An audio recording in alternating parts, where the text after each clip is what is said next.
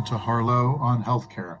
I'm David Harlow, and I invite you to join me by my virtual hearth as I sit down with healthcare leaders to discuss building the future of healthcare. Today, my guest is Natalie Davis, CEO of United States of Care and a former senior official in the Obama administration's Center for Medicare and Medicaid Services. Welcome, Natalie, and thank you for joining us again here today. Thank you so much for having me. I'm glad to be here. Great. So I would ask to kick things off if you could give us an elevator speech introduction to United States of Care. I'm happy to. So the United States of Care is a wonderful organization, if I may say so. We are 5 years old, and we are charting a path on how to build a more people-centered healthcare system. To that end, to us, it means we need to do change differently. We need to root the changes we see in our healthcare system based on the needs of people across this country and put them at the center of really what we call systemic change, but to us, systemic change needs to be personal. Brass tacks, what that means is that we have gone across the country and talked to thousands and thousands of people in every single state about their experiences with the healthcare system, what is working, what isn't, and what they want out of the healthcare system. And we have gone through, and after talking to people, found the commonalities across demographics, political, race, ethnicity, income, geography, et cetera, to show where do people agree on what they want out of the healthcare system, and how do we build that roadmap, that agenda for change, and that's what we've done. So United Solutions for Care, we published about a year ago. It has the 4 goals that people across this country have to build a more fair healthcare system, and the 12 targeted changes that they say will bring them peace of mind, better health, and more relief in their pocketbook. So that's United States of Care. We run state and federal campaigns to change legislation and regulation. We have what we like to call an innovation lab, where we build new policy working with everyday people, with people across the healthcare system, with policymakers, that we can then deploy out into the state and federal campaigns to make sure that not only are we changing laws right now, but we're building that path to a better, more fair healthcare system. Thank you. For those of you interested in taking a deeper dive, you can scroll back through the Harlow on Healthcare archives and find an earlier conversation that I've had with Natalie about some of the work that her organization has been doing. So, coming up to date, in recent months, we have seen some, what I'll start by just calling interesting activity in the preventive health space in the courts. And I wonder if you could say a little bit about preventive care generally, the value of preventive care. I think most listeners would understand at a visceral level the value of preventive care, but we have had long history in this country of not necessarily spending money appropriately on preventive care, and some of that was changed with the Affordable Care Act. So tell us a little bit about how that happened, what those changes looked like. Yeah, I'm so happy to join the podcast today again, David, and talk about this really important issue that I don't think, from what I've seen, has gotten a lot of national attention, and I think it deserves that. But that's because there's a lot of stuff going on.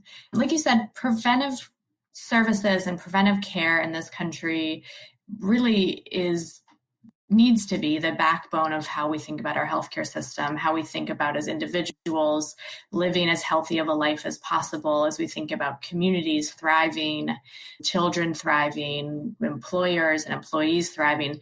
Catching issues before they become a big deal or preventing them to start with really is the core of how we can stay a healthy country. Since, like you said, the Affordable Care Act, which just now is our healthcare system. So in our healthcare system, we have a mandate, a requirement for insurers that they need to offer no-cost preventive services to people to show the importance of preventive care. This is one of the most popular aspects of our healthcare coverage across demographics and party line.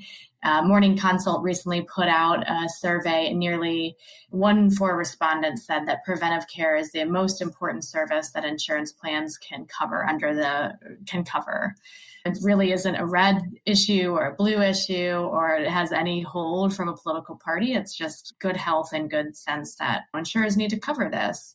And since this has been a requirement over 10 years, we've seen no-cost cancer screenings become available, and cancer deaths have dropped by 17%. HIV infections have decreased by 73% since the mid-1980s, thanks in part to access to preventive medication like PrEP that are covered now.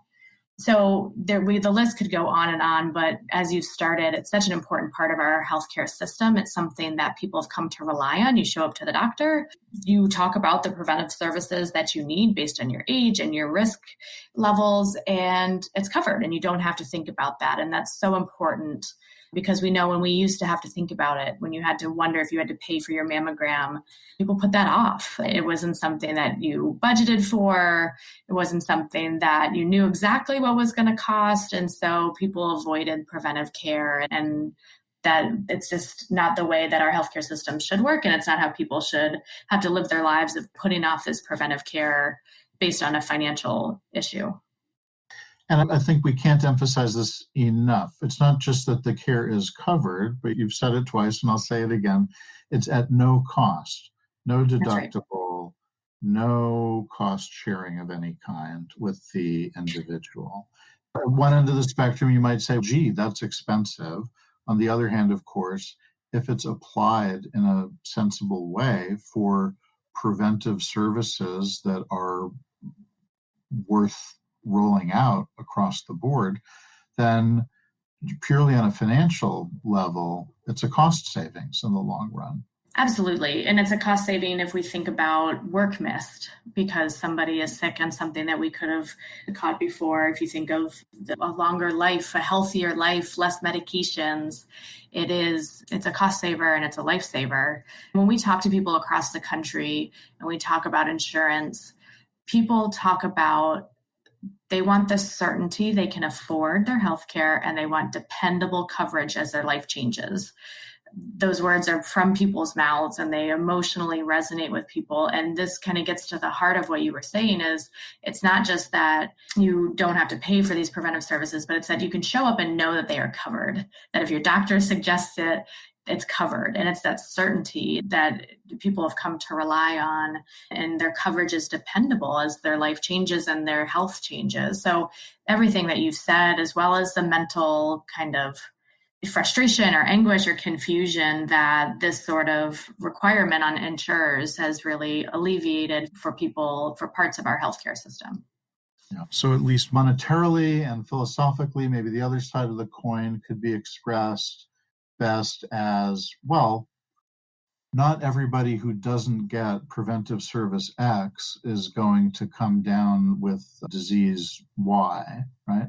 And maybe in the future, we'll have more finely tuned genetic tests, et cetera, to say, if this test shows thus and so for you and you, then you get this service and the rest of you don't, because you're never going to have a clinical manifestation of the disease, right? And so we can focus our spend more accurately, right? But we do tend to offer preventive services to, at least in theory, to more people than quote unquote really need them.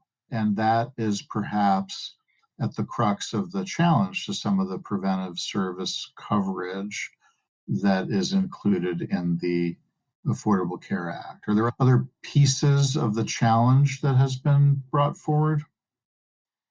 Yeah, should I go into the court case and talk a little bit about that? This case, Braidwood. So tell us about that, please.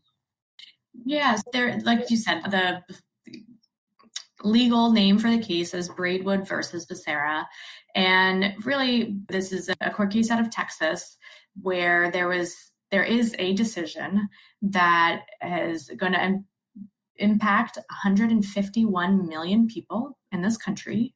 That's anybody who has private insurance. So if you get your insurance through your employer, you are part of this group who will be impacted by this ruling where the judge has said it no longer can insurers be required to cover preventive services at no cost to people.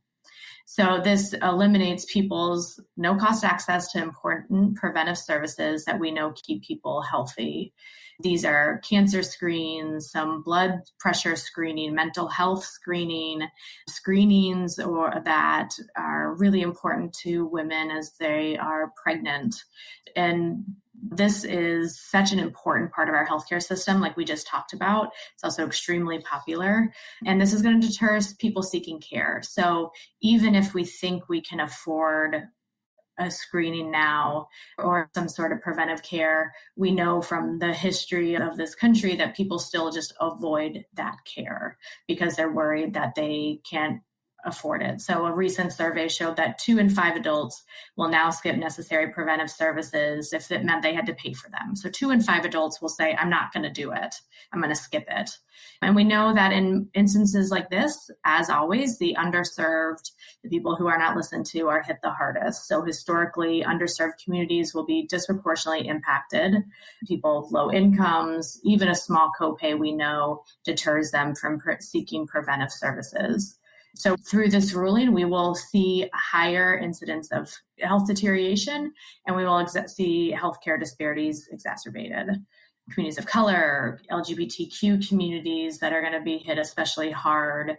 This could lead to higher transmission of diseases because we are not catching things early or giving the medication to prevent them.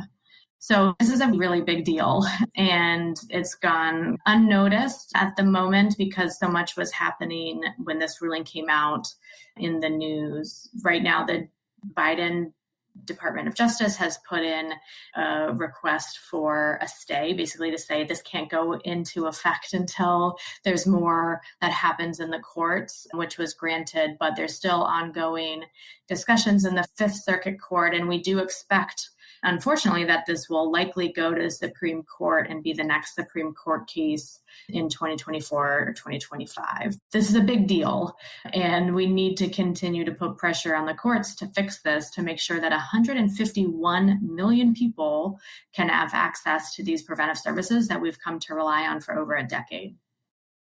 Yeah, and it's just worth noting that it's interesting, again, I'll just use the word interesting here, that we're still seeing fundamental challenges to the Affordable Care Act 10 years out.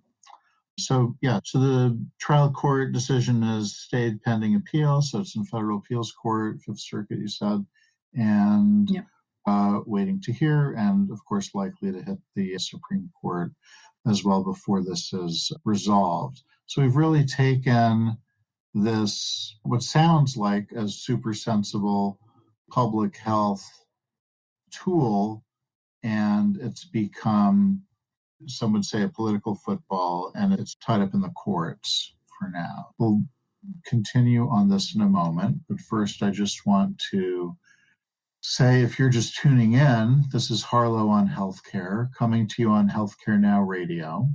I'm David Harlow, and my guest today is Natalie Davis, CEO of United States of Care. So Natalie, this case, was this about a particular condition or a particular kind of treatment, or is this sort of a broad challenge to the rules that we're talking about? It started with a challenge to a very specific part, which is access to PrEP, which is a really important drug in the HIV, the fight against HIV and AIDS. It was then expanded into the authority for a certain body, the United States Preventive Services Task Force, who in the Affordable Care Act was named to say which preventive services based on really good evidence. This is a body of physicians and scientists who look at the evidence and say that these services, these screenings, are effective and are something that all people should have access to. And so it really was the court cases going towards the responsibility. Does this body have the responsibility to be able to make these cases? That's like the legal grounds on it, but it is a very clear attack on preventive services. And like you said, the Affordable Care Act, which this could sound, for me personally, having worked at and for the government and implementing the Affordable Care Act, what I'm going to say actually I feel has nothing to do with my pride in working for the implementation of the Affordable Care Act, but we are now over a decade of this just being our healthcare system. And I think there are times where we do a disservice to our current healthcare system by piecing out what is from the Affordable Care Act and what is not. It's really probably the only legislation that people across the country know by are people talking about the Inflation Reduction Act and how that is going to change how drugs are paid for by Medicare. No, they're just talking about the benefits. And like you said, this is very much an attack on that legislation, though it is just our healthcare system right now. And it has made it really strong this law made really strong improvements on our healthcare system. But I think we can now say this is just an attack on the people and the healthcare that we've come to rely on. And the point is well taken, that this is the system. It's not a piece of legislation. It's our system as a whole at this point. There are other changes afoot in our system. Here we're talking about a pending court case, and I want to ask you to handicap the outcome here, because there's certainly many variables. And there are other changes that have happened in the past 6 months, including recently the end of the public health emergency. So whether or not it's the end of my preferred approach to talking about it is that we've entered the next normal, and there will be another next normal in the future, and I don't know what that will look like. But at least for now, things seem to be better than they were earlier, and the public health emergency is over. That's had a lot of implications across the healthcare system. One thing that I think is relevant to or related to this conversation about removal of access to certain kinds of care for certain people. Here in the Braidwood case, we're talking about employer health plan covered individuals. The other thing I'm thinking about is the change to access to Medicaid coverage and basically some redeterminations of eligibility rules were basically waived during the public health emergency. And now those rules have snapped back. And there's some folks who may wake up one day after going into a doctor's office and find out that they no longer have coverage. Is that a fair assessment of how people may be finding out this? That is a fair assessment. And I think that it dovetails with what we talked about with the Braidwood case, in that many people are going to be facing threats on their healthcare in two fronts, or at least their families will. As you said, with the end of the public health emergency declaration, there was a unwinding, is what they're calling it, of the public health emergency. And that meant that there was a time during the pandemic where we said, the country said, if you are enrolled in Medicaid, you are now enrolled in Medicaid, and we are not going to ask you to submit documentation to see if you are still eligible for Medicaid. And that was so important, of course, during a pandemic, especially so people, and especially children, didn't lose this really important coverage during a global pandemic. So we now, with the public health emergency ending, there is a time where states now are allowed to redetermine people to see if they're still eligible for Medicaid. What has been so important is understanding how many more people were enrolled in Medicaid during the pandemic. And it was such an important time to get people on coverage, to get them on continuous coverage.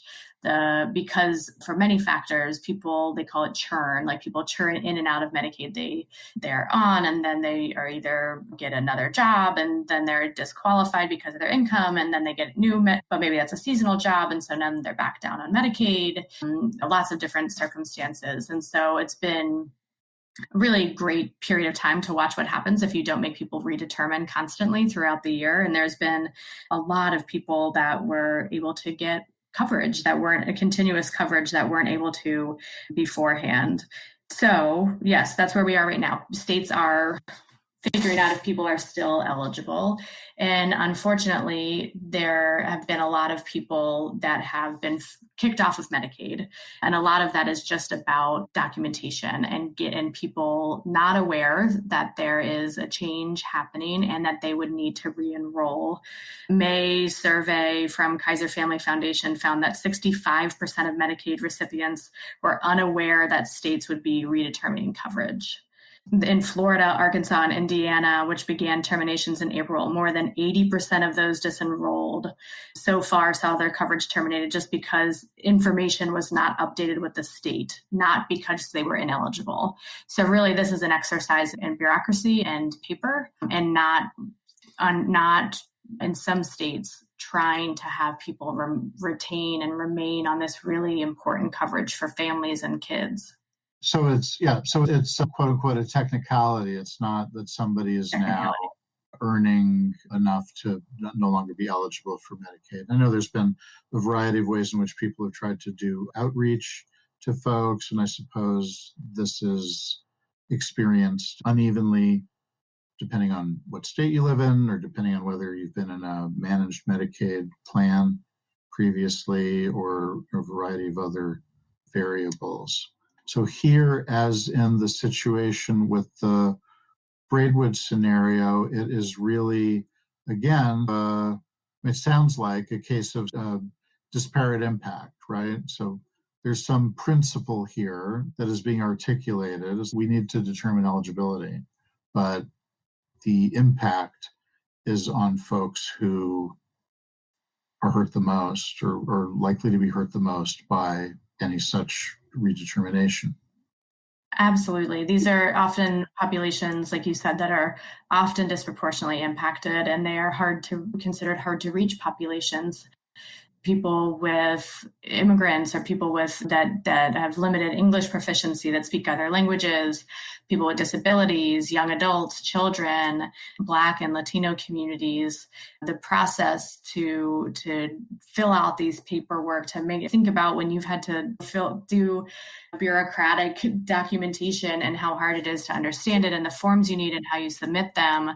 And if you're somebody without stable housing or without a stable cell phone number, you're working a couple of jobs, let's say, or you're busy, you're living a life. This sort of pause without knowing it's happening, and also being in some states, really onerous paperwork process. It is disproportionately impacting people that often are left behind and that really depend on Medicaid for their coverage. There are some states that are doing this really well, that are doing everything they can. Over the years, they've been updating their databases with other public programs in the state that have waived some of the requirements on how often people have to submit, that are reaching out to people at job fairs, libraries, using enrollment assisters that speak other languages. So there's a lot of best practices here if a state really wants to make sure that people who are eligible are able to stay on. So that leads to my next question, which is, how did these situations feed into a strategy or an approach for you and your organization that's maybe not specific to these particular areas of concern? Or maybe it is specific, but there's a bigger story. There are other threads that are not dissimilar to these threads. And what's the response? How do we get to a better place? Yeah, I appreciate that opportunity and the question. So one thing at United States of Care, we are at the center of this Braidwood versus Becerra case to make sure that the courts fix this, that people are aware of it, and that states actually are aware that there is legislation that they can pass to shore up some parts of the Affordable Care Act provisions to make sure that on some of these aspects they set a floor that is in their state and not just at a federal act. So we are working with states we've been testifying in front of legislators and helping them put together bills to shore up a lot of these aspects. So I'm really proud of the team and the work that we've done. We have a resource hub on our website, unitedstatesofcare.org, that talks a lot about what's happening in the court case, how people can talk about this to others, but also how the court needs the impact this will have, but how the court also needs to fix this. We also are doing a lot of work in different states more broadly to make sure that more people have access to affordable insurance and affordable care. And so we're just wrapping up a successful legislative season where we have worked in several states and successfully passed legislation to make sure that people have more access to affordable insurance. In Colorado, that is also for people who don't have immigration status or U.S. immigration status. So we're continuing to make sure that all people can have coverage as they need it. We have been working in other states to again, make sure that there's insurance. Minnesota just passed legislation related to a public option. The cost of care, the affordability is the number one issue, and that comes in so many different directions. So we've been working in several states and in Congress to make sure some of the costs that are directly incurred by people if they visit, an off-campus clinic that a hospital may own, to make sure that people aren't incurring extra costs when they go visit what they think is just a part of their system, but actually they're charged more for just walking into this sort of facility. We wake up every day figuring out how we can make sure that people have more access to insurance, to have more affordable coverage, to have more affordable care. And that's what drives our team. We're also doing a lot of work as we think about the maternal health outcomes in this country, especially for Black women. And Black women and women of color deserve to have joyful pregnancies and joyful deliveries and joyful time with their newborn. And that is often not the case, whether they're facing racism in the healthcare system, not being listened to, or really scary health conditions like preeclampsia or other deadly moments during this journey. And there's a lot we need to do with this country to figure out how to fix that. There are so many people working on this, and we're arm in arm and currently working with Deloitte to find out where do people, especially Black women, fall through the system and who can be catching them and what policy we can enact to change that. And of course, because we're at United States of Care, we're also listening to people. And we are doing a lot of work of listening to Black women to understand their experiences and how the healthcare system can do better. And all of our policy work in this space is rooted in what we hear from women of color and especially Black women. Well, I was going to say that I wish that you put yourselves out of business by succeeding. Me too. But I'm afraid that we'll be having this conversation for some time to come. Well, thank you for that. I can't wait. That would be great, wouldn't it? I would love to come on here and announce to your listeners that we're done and the healthcare system is people-centered. Right. One day. Thank you very much for joining me today, Natalie. Thank you so much for having me on again. You have been listening to Harlow on Healthcare. Join us at healthcarenowradio.com. Let's continue the conversation on building the future of healthcare together at #HarlowOnHC. I'm David Harlow, keeping the fire going and holding a seat open for you. Until next time.